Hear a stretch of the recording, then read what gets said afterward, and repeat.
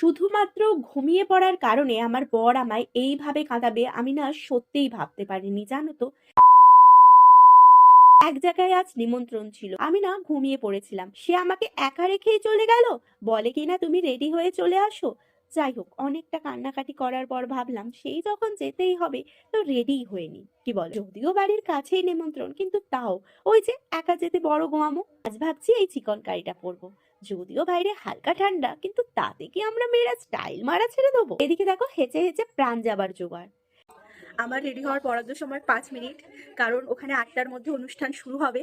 আর আমার এখান থেকে যেতেই লাগবে 10। তাড়াতাড়ি করে মুখটা পরিষ্কার করে নিলাম, দেন ময়শ্চারাইজার লাগিয়ে, প্রাইমার দিয়ে, ফাউন্ডেশন, ব্লাশ, কম্প্যাক্ট পাউডার দিয়ে, হালকা আইশ্যাডো আর মাস্কারা দিয়েছি। আজ কোনো রকম কাজল ইউজ করিনি। দেন লিপস্টিক পরে, চুল বেঁধে, কানের দুলা টিপ পরে একা একাই যাই ঘুরে আসি। দাঁড়াও না, ওখানে গিয়ে আমিও বরটাকে পাত্তা দেবো না।